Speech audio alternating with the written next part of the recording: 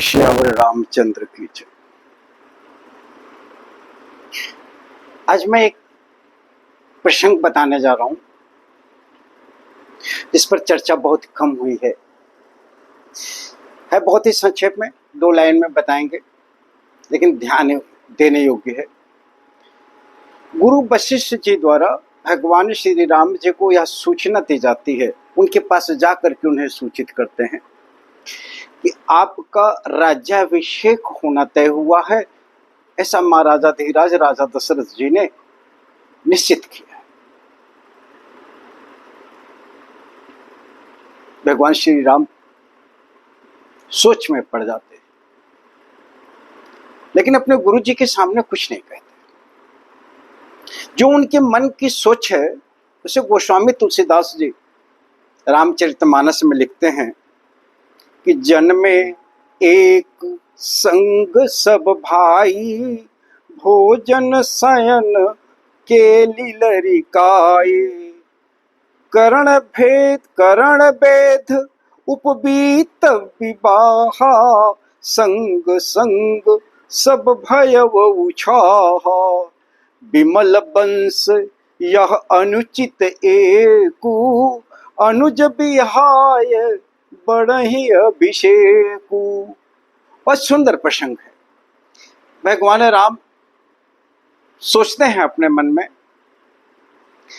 कि हम चारों भाइयों का जन्म एक साथ हुआ है, एक साथ भोजन किए हैं, एक साथ शयन किए हैं, एक साथ शिक्षा ग्रहण किए हैं, एक साथ खेले हैं।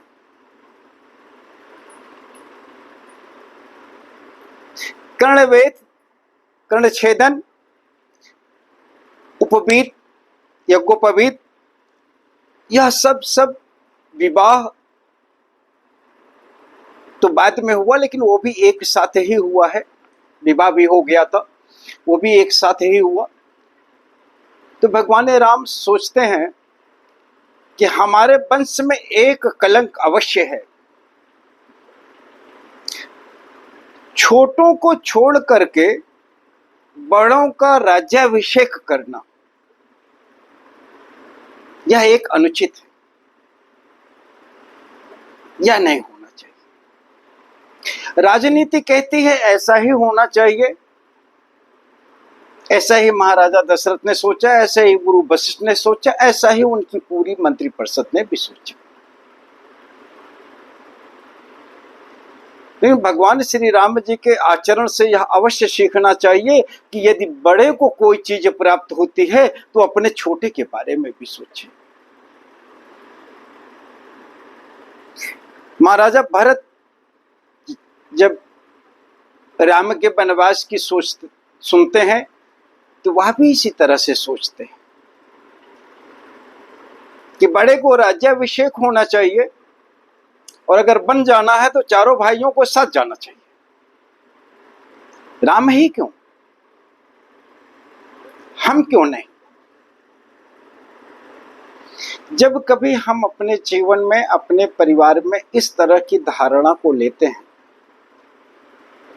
कि हम सारे भाई बराबर के हकदार हैं और हर एक भाई एक दूसरे को कुछ प्राप्त कराने के लिए, अच्छा प्राप्त कराने के लिए, उसे सौभाग्य देने के लिए जब अपने मन में सोचता है तो वह परिवार संगठित होता है। जब भेद बुद्धि कार्य करती है, जब हम अपने हक की बात करते हैं तो वह परिवार बिखर जाता है। जहां अपने से बड़ों को, माता पिता को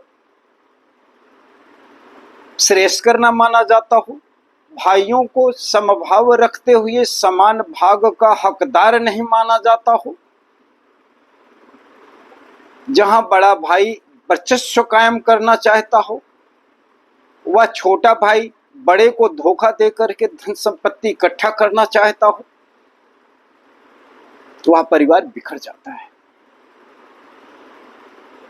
हमको इस लाइन से इतना सीख मिलती है कि अगर छोटा भाई कमाता है, बाहर रहता है, किसी उच्च पद पर है, और उसका बड़ा भाई अगर किसान है, तो अपने बड़े भाई की देखभाल करना भी छोटे भाई का कर्तव्य होता है।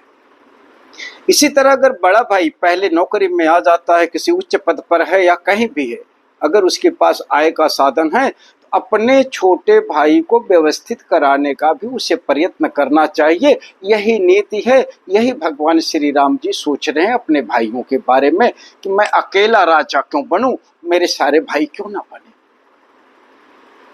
उनको भी बनना चाहिए। राम जी के इस चरित्र से अगर हम थोड़ी भी शिक्षा लेकर के अपने परिवार को संगठित करने का विचार बनाते हैं, अपने परिवार के बाकी सदस्यों के लिए भी कुछ करना चाहते हैं, तो आप निश्चित मानिए कि मेरा परिवार भी आगे बढ़ेगा, हम में संगठन भी रहेगा, हम में विघटन नहीं आएगा और परिवार की खुशियां भी रह जाती हैं। प्रणाम।